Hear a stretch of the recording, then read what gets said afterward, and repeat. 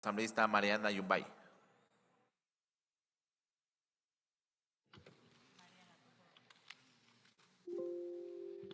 Señor presidente, encargado, colegas asambleístas, medios de comunicación, pueblo ecuatoriano, muy buenos días.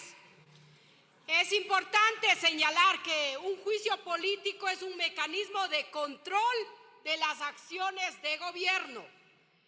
Eugenio Zaffaroni, quien fuera magistrado de la Corte Interamericana de Derechos Humanos, señala que la finalidad principal de este tipo de proceso es de carácter institucional y no es otra más que proteger y asegurar el buen funcionamiento del poder público.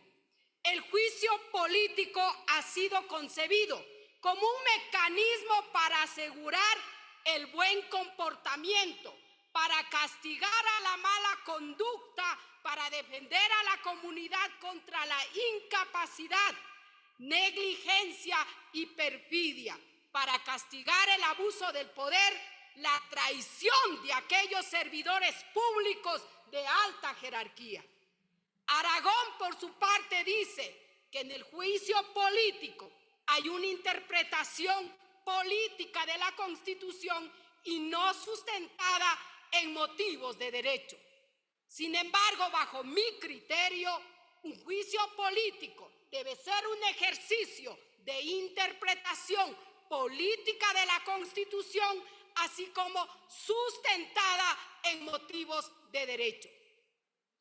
Nuestra norma constitucional, en el artículo 131, establece que procede el inicio de un juicio político por incumplimiento de sus funciones. Pero para que un servidor público sea juzgado, se requiere de varios elementos importantes.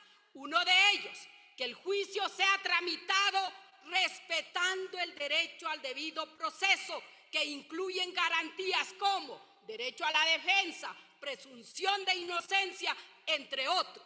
Dos, no solo se requiere de una acusación, sino que dicha acusación tiene que ser acompañada con elementos probatorios que permitan establecer que es el responsable de tal o cual acto que va en contra de la ley. Tres, se requiere determinar que la conducta del ciudadano o del servidor acusado se subsuma en los hechos del cual se le está acusando. Estamos viviendo la crisis energética, que no es el resultado de fuerzas naturales, impredecibles o de circunstancias inevitables. No, señores, esta crisis es el fruto de la negligencia y de la irresponsabilidad del ex ministro de Energía y Minas, Fernando Santos Alvite, quien incurrió en un evidente incumplimiento de sus funciones. Tuvo conocimiento de la situación crítica del sector energético desde el momento en que asumió el cargo. Sin embargo, en lugar de tomar medidas efectivas y oportunas, optó por ignorar las advertencias y desestimar la gravedad de la situación. Las autoridades en el Ecuador saben con claridad que nuestro sistema energético se mantiene a partir del abastecimiento de energía eléctrica de diversas fuentes, tales como hidroeléctrica 59.02%, térmica 26.2%, energías renovables no convencionales 1.7%, importación de la electricidad tanto de Colombia y Perú 8.1%. y un 4.7% de la demanda no cubierta debido a los racionamientos. Sigue siendo urgente invertir en el sector energético para asegurar el abastecimiento futuro de la demanda de electricidad, que supera actualmente 13,000 millones de dólares. En el presente año se esperaba la inversión privada mediante concesión en algunos proyectos, entre los cuales proyecto eólico Billonaco 3, los proyectos solares Conolapus, con el Opus y Aromo del bloque de energías renovables no convencionales, entre otros. Sin embargo, ninguno de estos proyectos ha entrado en fase de operación. Habría que preguntarnos, ¿qué sucede? Es inexplicable que si sabían que se venía una crisis energética para el país, las autoridades del ente rector, en este caso Energía y Minas y Finanzas, no hayan previsto intervenir en el sector energético para el desarrollo productivo del país, en general para el bienestar de todos los ecuatorianos. ¿Qué hay de por medio? ¿Qué hay de por medio? Habría que preguntarnos. ¿Por qué no activaron? ¿Por qué no atendieron? Les pregunto a todos, ¿es así como el gobierno de turno espera reactivar la economía? Nos hemos cansado de escuchar al exministro Santos Albite, que en sus declaraciones públicas ha minimizado la gravedad de la crisis y, claro, culpa a factores externos.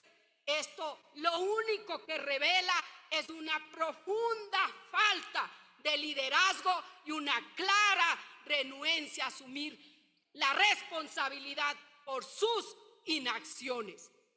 Además, exclusivamente se ha centrado en que es necesaria la inversión extranjera en el sector energético, en detrimento de las soluciones locales y sostenibles.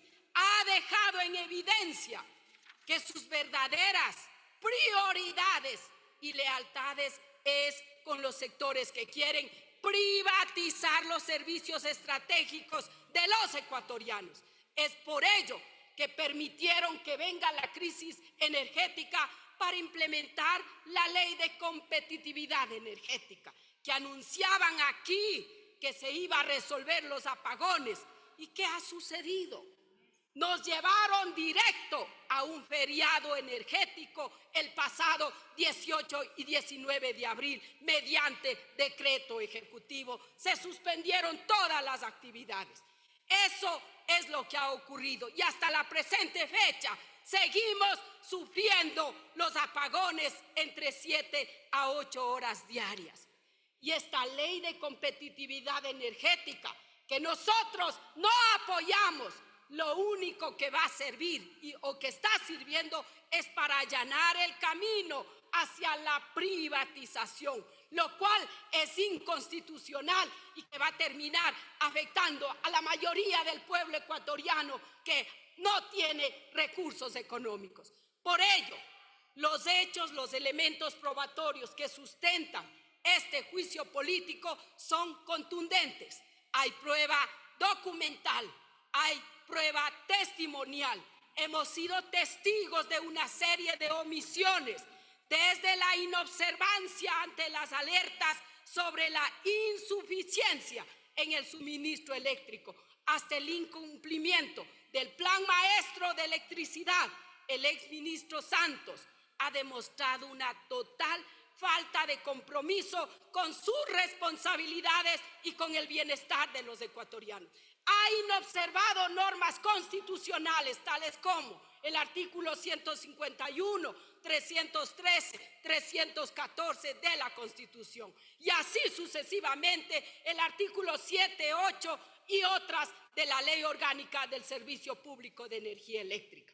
Es inaceptable que frente a la advertencia clara, precisa, oportuna de organismos especializados como CELEG, SENACE, se haya ignorado la grave situación energética que se avecinaba. La falta de mantenimiento de las centrales térmicas y la firma de contratos de concesión a última hora son muestras evidentes de una gestión irresponsable y negligente.